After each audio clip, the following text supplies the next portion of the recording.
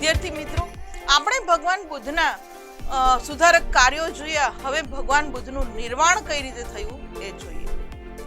બુદ્ધને વૈશાખી પૂર્ણિમાએ બોધિ વૃક્ષ છાયામાં જ્ઞાન પ્રાપ્ત થયું હતું. એ આપણે જોયું કે બોધિ વૃક્ષની અંદર, સારનાથની અંદર જ્યારે ભગવાન બુદ્ધ સાધના કરે છે ત્યારે વૈશાખી પૂર્ણિમા એટલે વૈશાખ મહિનાની પૂનમના દિવસે, આપણે ગુજરાતીમાં કહીએ છીએ વૈશાખ મહિનાની પૂનમ, એટલે કે એને કહેવામાં આવે છે વૈશાખી પૂર્ણિમા.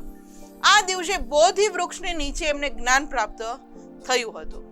ત્યારબાદ વાત કરીએ તો જ્ઞાન પ્રાપ્ત કરીને ભારતમાં સમાજ અને ધર્મમાં સુધારા કરતા રહ્યા. ભગવાન બુદ્ધને જ્યારે જ્ઞાન પ્રાપ્ત થાય છે ત્યારે એ આખા ભારતની અંદર, સમાજની અંદર અને ધર્મની અંદર જે કુરિવાજો રહેલા હતા એ સુધારવા માટેનું કામ છે એ કરતા રહ્યા હતા. અને કેટલાય લોકોને એ લોકોએ સદમાર્ગે વાળ્યા હતા કે સદમાર્ગ તરફ પાછા વળો, પોતાના કર્મ જ એટલા સારા કરો કે જેથી આ ખરાબ કર્મનું ફળ તમારે ભોગવવું ન પડે. એટલે સારા કર્મ કરો જેથી કર્મેશુ ફલમની જે નીતિ આપણને ભગવાન શ્રી કૃષ્ણએ કીધી હતી એ આપણે સારા માર્ગ, સદમાર્ગે વળી અને સારા કામ કરીને કરી શકીએ. ત્યારબાદ આ ઇમેજની અંદર આપણે જોઈ શકીએ છીએ કે ભગવાન બુદ્ધનું નિર્વાણ કઈ રીતે થયું હતું એ દેખાય છે આપણને.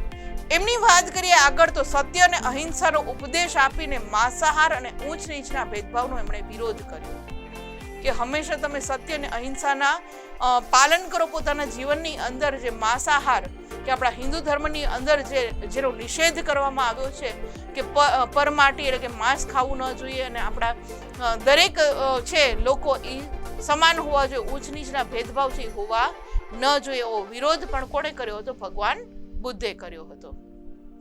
80 વર્ષની વયે ભગવાન બુદ્ધ જ્યારે 80 વર્ષના થાય છે ત્યારે કુશીનારામાં તેમનું અવસાન થયું હતું અને તેઓ નિર્વાણ પામ્યા હતા, કે મોક્ષ પામ્યા હતા.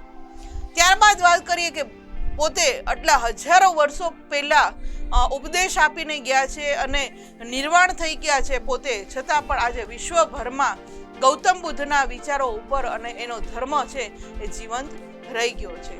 એટલે એમ કહેવામાં આવે છે કે વિશ્વભરમાં આજે પણ તેમના વિચારો અને ધર્મ જીવી રહ્યા છે. આ ઇમેજની અંદર જે ગૌતમ બુદ્ધની આપણે વાત કરી રહ્યા હતા કે જેણે સત્ય અહિંસાનો ઉપદેશ આપ્યો હતો અને ધર્મની અંદર જે ઊંચ નીચના ભેદભાવો હતા એ બધા દૂર કરવાના જેણે આદેશ આપ્યા હતા, એ ભગવાન ગૌતમ બુદ્ધ 80 વર્ષની વયે કુશીનારની અંદર અવસાન પામે છે, નિર્વાણ પામે છે. છતાં પણ આજે વિશ્વના ઘણા બધી એવા દેશો કે જેની અંદર બૌદ્ધ ધર્મ અપનાવવામાં આવી રહ્યો છે અને એના વિચારો ઉપર, એમના સારા વિચારો ઉપર પોતે લોકો જીવન